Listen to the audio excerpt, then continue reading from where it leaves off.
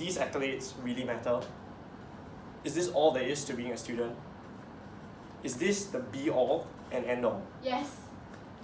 We don't think so. Good morning, ladies and gentlemen. I'm Brian, who's playing the role of a corporate. This is Shingy, who's playing the role of a student, and that's Kirsten, who's playing the role of the parent. And today, we'll be talking about the paper chase. So you might be asking, what is the paper chase? The paper chase is the overemphasis on the pursuit of paper achievements that is deeply entrenched in our society.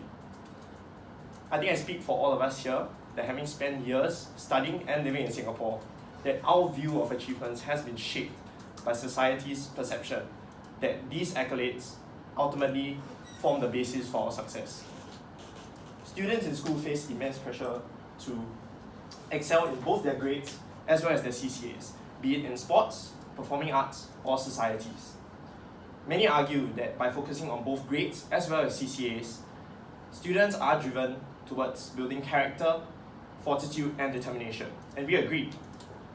However, we believe that students, parents, and society overlook one critical issue, that when these pressures boil up and over, physical, mental, and emotional health issues arise.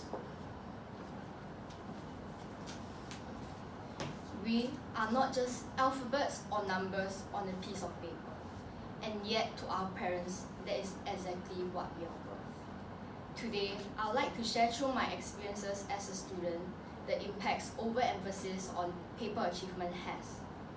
To start off, our parents and the society seem to build our self-worth based on our achievements. During Chinese New Year, a season that is supposed to be about festivities and unity, the first question from our relatives was always, "Girl, did you do well for an exam or competition?"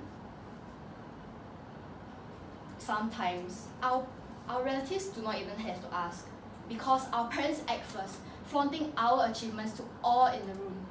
"My clever daughter, she did so well." Just this year, I've skipped a month worth of school due to personal health issues.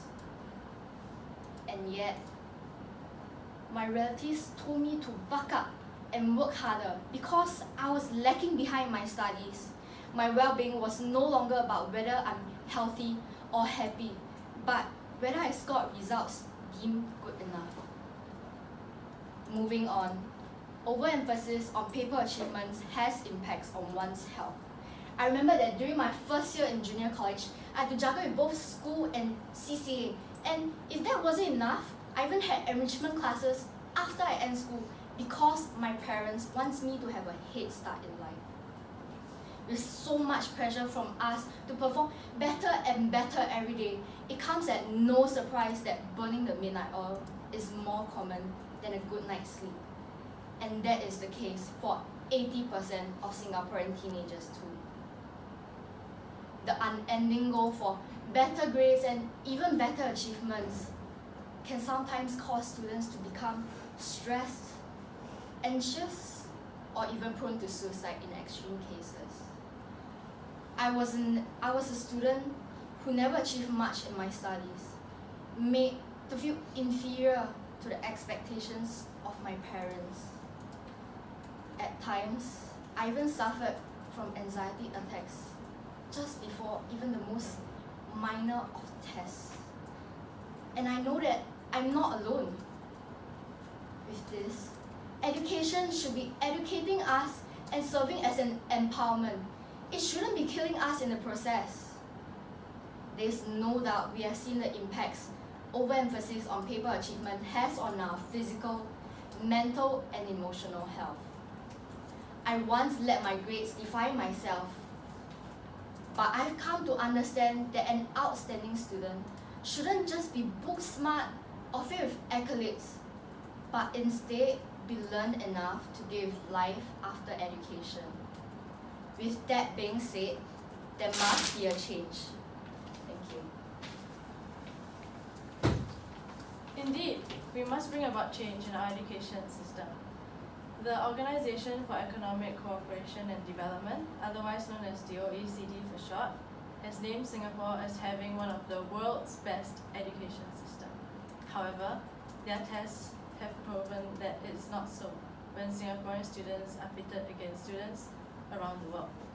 A 2015 survey has shown that 76% of Singaporean students are nervous about tests, despite being well prepared, as compared to the OECD average of 55%.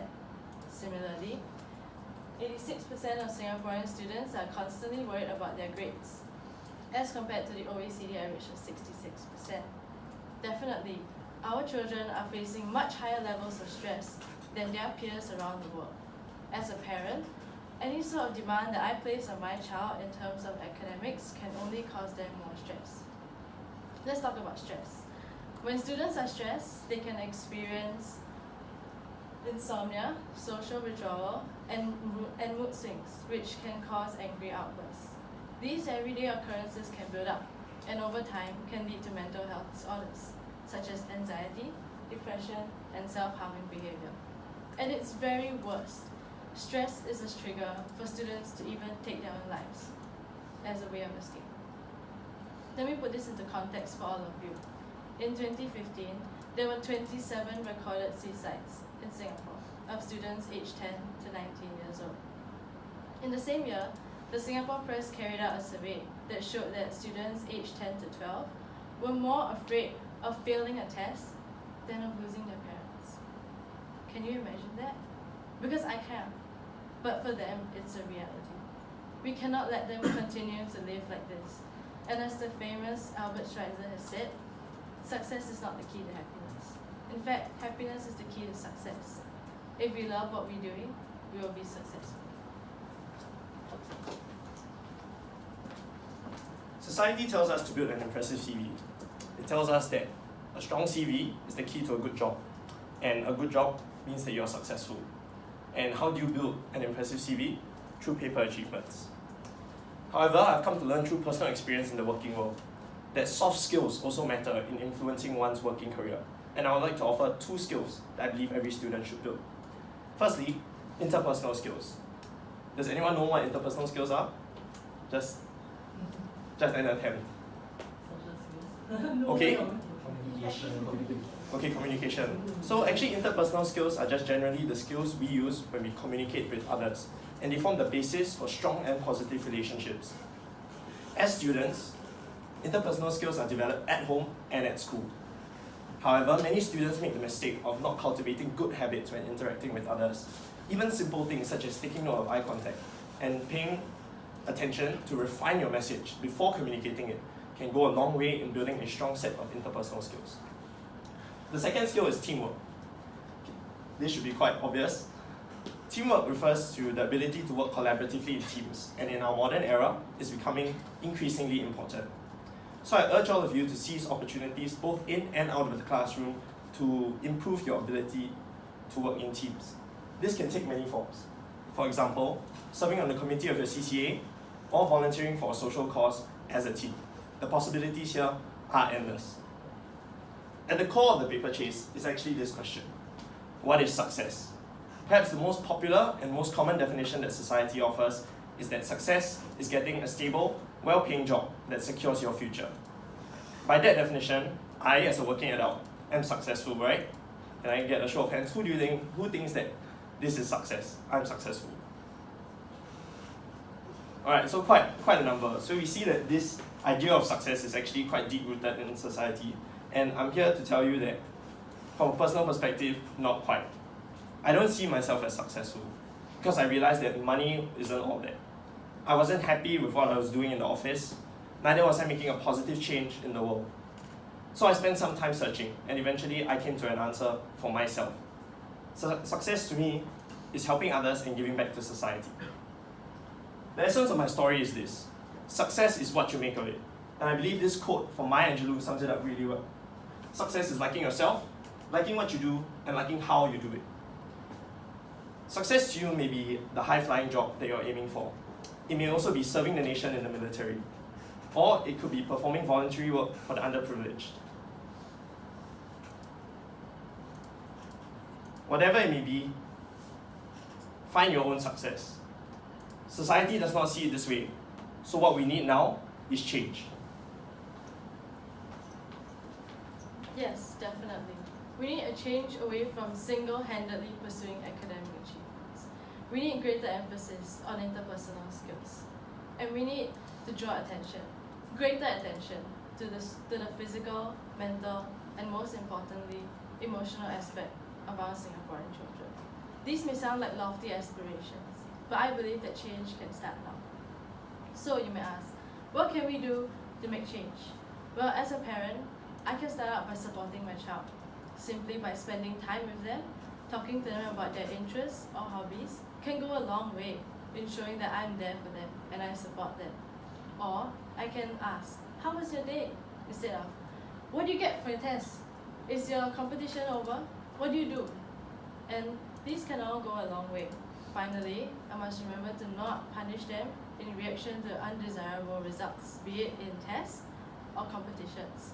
My child's self-worth is not tied to the performance that they do in schools or in competitions.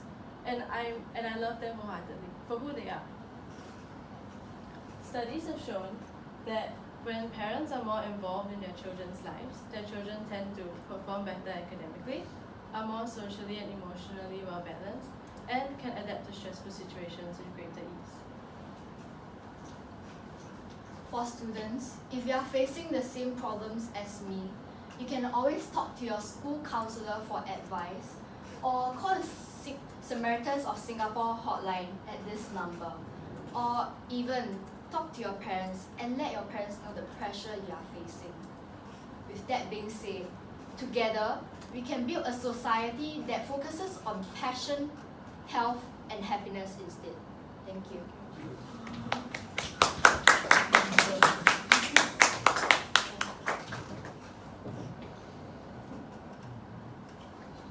Yes. So what your group is suggesting is that we should move away from the paper chase, indulging in the paper chase, and that we should focus more on the soft skills. But the thing is, the mentality is entrenched in society, especially for employers, that the only way to distinguish one candidate from another is actually the paper qualifications. So it's like, in a sense, how do you propose that we change the mentality of these employers to get them to look at soft skills instead of paper qualifications? Because it just seems like paper qualifications is the easiest way for them to make this distinction. Okay, thank you for your question. Perhaps just to offer a counterpoint, actually, contrary to popular belief, paper achievements nowadays only get you through the door, through the first stage of the interview. Like when you submit your CV, they'll have a look at it, they'll look at your grade, and if you hit the grade requirement, they'll actually call you in for an interview. And it's not merely based on your paper qualifications. Yes, you must be of a certain standard. Yes, you need to probably have a degree, as is the society's norm at the moment. But subsequently in interviews, what sets you apart is really your soft skills, your ability to interact, and especially your ability to work in teams. More companies are making use of group interviews, case assignments to distinguish, and following that, they have face-to-face interviews with you to assess not only your knowledge about what you're studying right now. Let's say you have a module in economics. It's not just book knowledge, but what you know about the world, what you know about current affairs, and also when your capacity to work as a team, to communicate. I think that's very important in the working world. So I believe that society is currently moving in that direction. However, education remains firmly rooted in the paper chase. Though we have seen a progressive shift, though the effects have yet to be seen because policies are only beginning to get implemented, but hopefully we'll see some positive change in the future. Like what Brian has said, there is a progressive shift. There's recent news about how the major companies like Google and Apple are saying that you no longer need to get a degree to work with them. And what they want to see in the interview is instead how you communicate with the people around you and how you can problem solve when they just throw you into a simulated version of their everyday situations. Yeah. So I do believe that education is important, it will only get you so far. We're not saying to completely shift or focus away from education. In this competitive society, right? Like, what if what you like doesn't pay well? Because everything is so expensive here, and you have to sustain yourself. You have to be independent. So, Sorry, can you repeat your question again? Or like, okay, so in this competitive society, right, what if you want to do something but it doesn't pay well? I guess it boils down to which one is more important to you. Is it money or is it your interest? And with that, if your interest is more important, money shouldn't be an issue here. And if money is more important, of course you will set aside your interest and pursue a higher paying job. I think we often hear that people from the working world come down and they talk about how they're passionate about their jobs. And they say, oh, find something that you can marry your passion and your ability to, right? And also the ability to sustain yourself, the money aspect. But I think in reality, it's a very fairy tale ideal that these people are advertising. And it boils down to what Xingyi said. It ultimately is a decision between whether you want to choose the money and really go for it, really have all the luxury items, or do you want to spend your life doing something you love? I think that is the essence, right? So which is why we mentioned earlier, what is your version of success? Okay, thank you. So now, like, as of I know, like, now the education system is putting in some policies like, I don't know, like the PSLE grading becoming more fluid and stuff. I mean, what are your views on this, and do you think it's effective in terms of helping to, like, this paper chasing? You mean what the schools are doing? Yeah. I feel like, honestly, the schools can only go so far because change really starts with the parents. If the schools, even if the schools abolish this grading system completely and say that every student is the same, parents will still look elsewhere for validation of their children. Which is why when the PSLE scoring became more fluid, tuition centers started coming up with their own grading system so that parents can feel like, yes, my child is number one, or like, oh no, I need to help my child more. And therefore it's really the mindset. So while we cannot change the mindset of the parents of today, we can do it for our generation.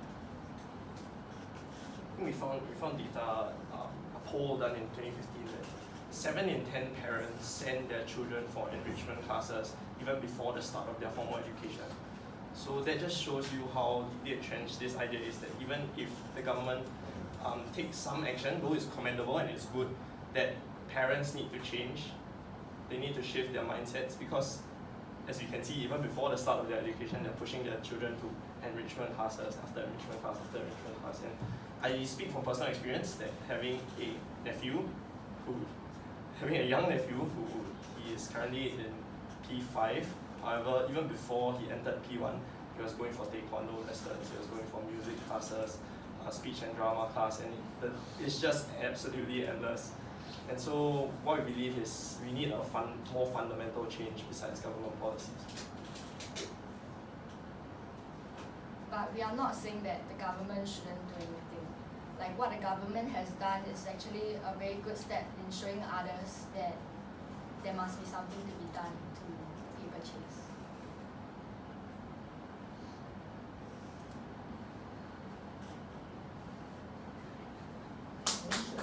Sorry, I still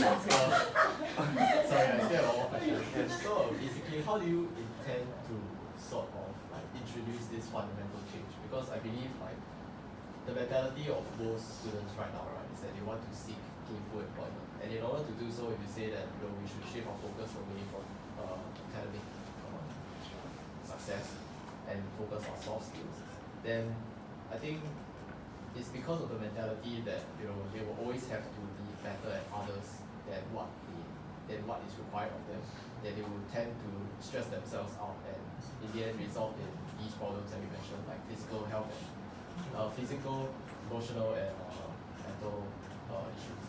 So how do you suppose we introduce this change?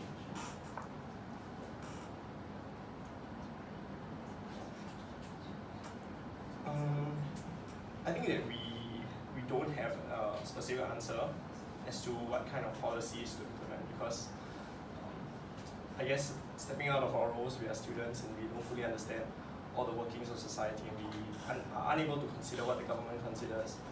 And I'm sorry we cannot answer your question directly, but we believe that competition is necessary in society in a way. Yes, there will always be a fight to be the best, but you have to justify it to yourself whether it's worth it, which goes back to the question of success. So beyond what is success, there's also the degree and the contentment. Are you content with where you are now, or do you want to push for more? And if you push for more, there are obviously benefits, but there are also costs that you have to consider. And yeah, so that's why we feel that yes, that people need to judge for themselves also, because everyone's capacity for stress and ability to handle hardship is very different. And so we cannot offer a one-size-fits-all solution. It's really dependent on who you are as a person, what your motivations are, and your aspirations lie. Yes, like I cannot implement any policies, but my mindset towards this has been changed. And when I grow up and become a parent next time, this is what I will pass down to my children. That I will stress them. And it might not seem a lot, but I hope it will make a difference to my children. And if I can change the mindsets of other people, then that's how change is going to be like brought